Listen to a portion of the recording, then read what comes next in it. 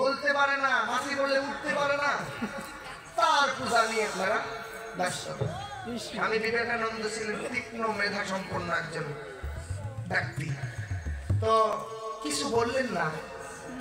পরে জমিদারকে বললেন ওই দেওয়ালে টাঙ্গানোটা কার ছবি? বলছে ওটা আমার বাবা। আপনার বাবা তো বয়সকালে মানে যখন যুবক ছিলেন তখন তো দেখতে বেশ সুদর্শন ছিলেন। হ্যাঁ ছিল।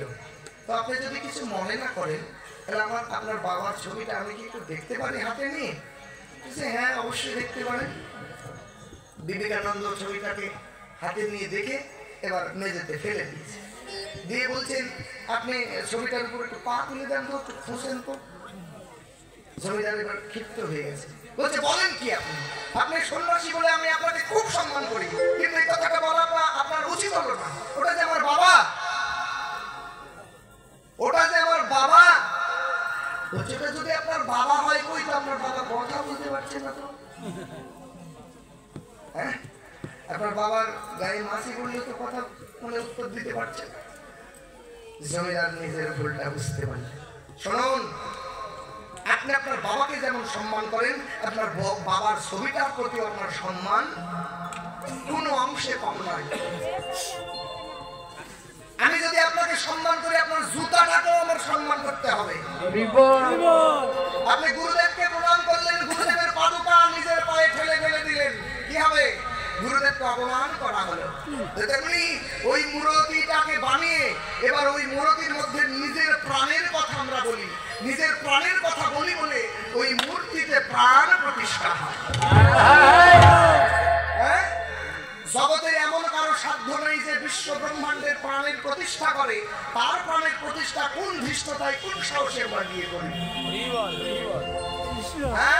আমরা মূর্তিতে আহ্বান করি, হে প্রভু কৃপা করে তুমি এই মূর্তিতে অধিষ্ঠিত হও, আমার মনের কথাগুলো তুমি শ্রবণ করো প্রভু, আমার মনোবাঞ্ছা তুমি পূর্ণ করো। প্রাণের কথাগুলো মূর্তিতে বলি বলে তখনই প্রাণের প্রতিষ্ঠা হয়।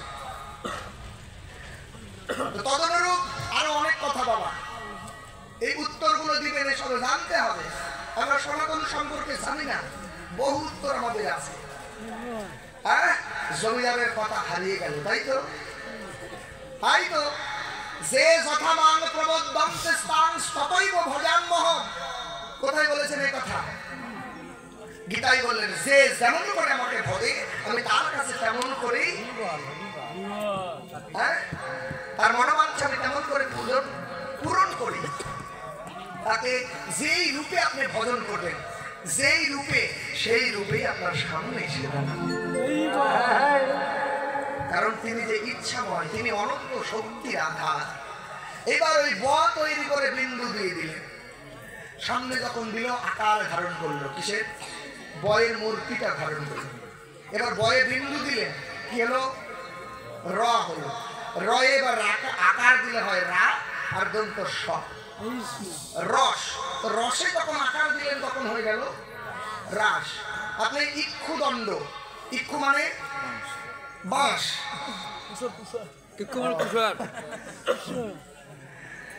ইক্ষু মানে আখ বা কুশর যাকে বলা হয়। আপনি তাকে মেশিন দ্বারা রস বের করে নিলেন, রসটা জাল দিলে কি হয়? হ্যাঁ, গরম গুড় হয় নাকি? কি বলছে? গরম হয়। রস জাল দিলে গরম হয়। বলছে বল্টু বলতো মাছ খেলে কি হয়? বলছে পুকুরের মাছ কমে যায়। কথাও ঠিক। হ্যাঁ, আপনি রসকে জাল দিবেন, গুড় হবে। আচ্ছা, গুড়কে জাল দিন কি হবে? চিনিকে জাল দিন, মিশ্রিকে জাল দিন, তাল মিশ্রি হবে। ওই তাল মিশ্রি দিয়ে যদি আপনি বাচ্চাদের যে সাবু ঘেটে খাওয়ানো হয় না, তো সেটা তো চিনি দিয়েও খাওয়ানো যেত। সাবু দিয়ে কেন খাওয়ানো হয়? সর্দি না লাগে, পেটের পীড়া না হয়। মানে মিশ্রিটা ওই চিনিতে যেই পার্শ্ব প্রতিক্রিয়া হয়, মিশ্রিতে ওই পার্শ্ব প্রতিক্রিয়াটা হয় না, বরং ওই রসটা এমন গিয়ে পৌঁছায় মিশ্রি খেলে শরীরের আরো উপকার হয়। তাহলে ছোলা মিশ্রিতে তাল মিশ্রিতে পরিণত হয়ে গেল। তেমনি আপনি এই যে ভক্ত সঙ্গে এসেছেন, একটা জিনিস আপনি শুনলেন, শোনার পর আপনার জ্ঞান হলো। এই জ্ঞান হতে হতে এভাবে জানতে জানতে জ্ঞানটা যখন প্রেমে পরিণত হয়, হ্যাঁ প্রেমে পরিণত যখন হয়ে যাবে, এই প্রেমটা যখন ভক্তিতে পরিণত হয়ে যাবে, আর ভক্তিতে পরিণত হয়ে গিয়ে যার প্রতি আপনার ভক্তি হয়েছে তার প্রতি যদি আপনি সমাধিস্থ হইতে পারেন, সাধনার সিদ্ধি জগতে যেতে পারেন, তবে রসের আকার ধারণ করে। বাবা জ্ঞান হলে মানুষের অহংকার কিঞ্চিত হয়, ভক্তি হলেও কিন্তু অহংকার হয়। কিন্তু জ্ঞানের উপর, ভক্তির উপর, প্রেমের উপর যদি অহংকার হয়, তাহলে কি হয়? তার দ্বারা সমাজের ক্ষতি হওয়ার সম্ভাবনা থাকে। যদি যুধিষ্ঠির ধর্মের উপর অহংকার না করতো, তাহলে নিজের স্ত্রীকে পাশা খেলায় বাজি রাখতে হতো না, দ্রৌপদীর বস্ত্র হরণের মতো কলঙ্ক। তেমনি যখন আপনার রসটা পরিপক্ক হবে, তখনই হয়ে যাবে রাস। হ্যাঁ, রয় আকার মূর্ধন্য স, তাকে কি বলে? তাকেও কিন্তু রাস বলে। আপনি কি অন্য বানান করবেন? রয় আকার মূর্ধন্য স, তাকেও বলে রাস। এই রাস শব্দের অর্থ ঘোড়ার লেগাম। লেগামের কাজ কি? লেগামের কাজ কি? ঘোড়া দুর্মার গতিতে যাচ্ছে, লেগাম ধরে টান দিলে ঘোড়াটা থেমে যাবে, সেটা একটা ব্রেক, লেগাম বলা। আবার রাস শব্দের অর্থ হচ্ছে কাম নিধন যোগ্য। আমাদের মনটা কামনা বাসনায় সদাই প্রলুব্ধ হয়ে থাকে সব সময়।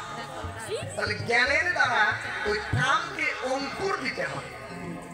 যখন জ্ঞানের দ্বারা কামকে অঙ্কুশ টেনে দিলে ওই কাম আর ছোটাছুটি করতে পারবে না।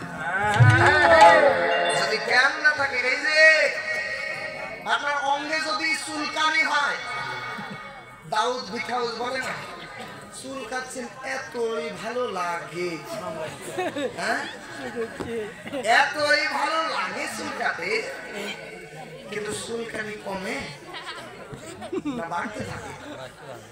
বাড়তে থাকে না? কিন্তু যত কম চুলকাবেন তত মনে হয় কম বাড়বে। কথা তো এটাই।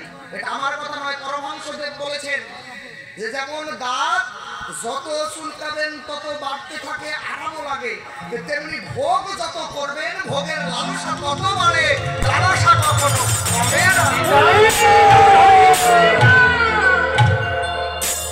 ভোগ যত করবেন ভোগের লালসা বাড়বে, ত্যাগ যত করবেন ওই মহিমাটা হৃদয়ে উদয় হলে ত্যাগের মহিমায় আপনি মহিমান হয় না হয় করে দেখুন, ত্যাগ করে দেখুন।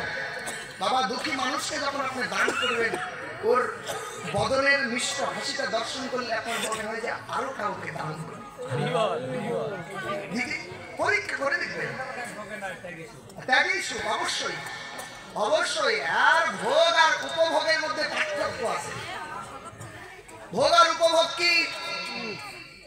কথাগুলো একটু মনোযোগ দিয়ে শুনবেন আপনারা। বাগানে অনেক ফুল ফুটে আছে, সব ফুলই আপনার ভালো লাগে। গোলাপ নেব না রজনীগন্ধা নেব না হাসনায়না চাপা বেলি যত আছে সব দেখতে ভালো লাগছে। সব ফুলকে আপনি ছিঁড়ে নিয়ে গাদি করে বাসায় নিয়ে যেতে পারবেন? হ্যাঁ, সব ফুল নিয়ে যেতে পারবেন না। এবার ফুলটাকে আপনি ভালো লাগলো, হাতে নিয়ে নিলেন, ওটা হলো আপনার ভোগ। ওই লাড়তে লাড়তে গোলাপটা কিছুক্ষণ পর দেখছেন গোলাপটাই আপনার হাতে আর না, এটা হলো ভোগ। আর উপভোগটা কি? বাগানের পাশে দাঁড়িয়েছেন, গোলাপ ফুলটাকে দেখছেন, হ্যাঁ, অথবা অন্য কোনো একটা ফুল দেখছেন, ওই ফুলের উপর দেখছেন একটা ভ্রমর এসে মধু পান করছে, আপনি অপলোক দৃষ্টিতে তাকে দর্শন করছে। বাহ, প্রকৃতির এত সুন্দর সৃষ্টি, ভগবানের এত সুন্দর সৃষ্টি। দেখুন, এইভাবে ভাবনা করুন, আপনার সেটা হবে উপভোগ। উপভোগ হলে হবে কি? আপনি চলে গেলেন ওখান থেকে, ওই ফুলটা ওই বৃক্ষে থেকেই গেল, আপনি একদিন পর এসে আবারও ওটা দেখতে পারবেন। উপভোগ করা যদি শিখেন, তাহলে ভোগের থেকে উপভোগটা আরো মহিমান্বিত। উপভোগ করা শিখে তার সব কিছু সর্বভোগ হয়ে যায়, অনায়াসে পেয়ে যায়। তেমনি কাম নিধন যোগ্য, দেহের মধ্যে অনেক কাম থাকে, এই কামটাকে যখন প্রেমে পরিণত করতে পারবেন, তখনই মানব জন্ম ধন্য হবে। কেমন করে? আমি এখন যুবক, আমার স্ত্রী যুবতী, যৌবনের লালসায় হয়তো বা দুজন দুজনকে ভালো লাগছে, হ্যাঁ দুজন দুজনকে ভালো লাগছে। ও চিন্তা করছে কবে বাড়ি আসবে, আমিও চিন্তা করছি কবে বাড়ি যাবো। ভালো লাগছে, একটা প্রেমের টান। বাবা কাম তো এই দেহে চিরদিন থাকবে না, চিরদিন থাকবে না। আমি আজ থেকে 15-20 বছর পর আমি বার্ধক্যে চলে যাব, আমার দেহে আর কাম থাকবে না। তখন আমি আমার স্ত্রীকে কি দেখে ভালোবাসবো, আমার স্ত্রী আমাকে কি দেখে ভালোবাসবে। এই যে কাম, এই কামটাকে যদি প্রেমে পরিণত করতে পারেন, জীবন বেলার শেষ সময় এসে হাত দুখানা ধরে বলতে যদি পারেন, ও এ জন্মে তোমার সাথে ঘর করে আমার স্বাদ মিটল না, আবার যদি কখনো জন্ম পাই তোমাকে যেন আমার করে পায়, এটা হলো প্রেম। আর যদি মনে হয় কাম লালসা চরিতার্থ করে দিনাতিপাত করলেন, কাকে কাউকে ছেড়ে গেল, সেই সম্পর্কে আপনার কোনো হৃদয়ে কোনো ক্ষত সৃষ্টি হলো না, জানবেন ওটা প্রেমে কোনোদিন পরিণত হতে পারলেন না। রবি ঠাকুর কি বললেন, যাকে হারানোর ভয়ে হৃদয়টা টনটন করে উঠবে, জানবে সত্যি সত্যি তাকে তুমি ভালোবাসো। মূল কথা হচ্ছে প্রেম। বাবা প্রেমটা যদি আপনি হৃদয়ে কামকে প্রেমে পরিণত করতে পারেন, আপনার অত লালসা থাকবে না, থাকতে পারে না। তাই লেগামটা টানতে হবে। রাগ বলতে কাম নিদান যোগ্য, আবার রাগ শব্দের অর্থ জীবাত্মার সাথে পরমাত্মার মিলন। মূল কথাটাই তাই, জীবাত্মার সাথে পরমাত্মার মিলন। অনেকে মনে করে রাস মানে বহু কামের ব্যাখ্যা হবে, কত কিছু হবে, নারী পুরুষকে একজনকে রাধা সাজাবো, একজনকে কৃষ্ণ সাজাবো। না, আমরা শ্রীকৃষ্ণের দাস, আমরা শ্রীকৃষ্ণ নয়, রাধা রানীও নয়, আমরা কৃষ্ণ নয়, রাধা রানীও নয়। সে কথা ভাবাটাই আমাদের অপরাধ। কি নিজে রাধা, কি কৃষ্ণ, আমরা শ্রীকৃষ্ণ চরণের দাস, সেটাই সদাই মনে রাখতে হবে। এবার দেখুন, শাস্ত্রে বললেন একলা ঈশ্বর কৃষ্ণ যদিও সর্বরসের ধৈর্য, তথাপি গোপী মণ্ডলীতে হয় অতীব মাধুর্য। ঈশ্বর জানি সর্বরসের ধৈর্য, কিন্তু গোপী মণ্ডলী ব্যতীত গোবিন্দ এত সুন্দর নয়।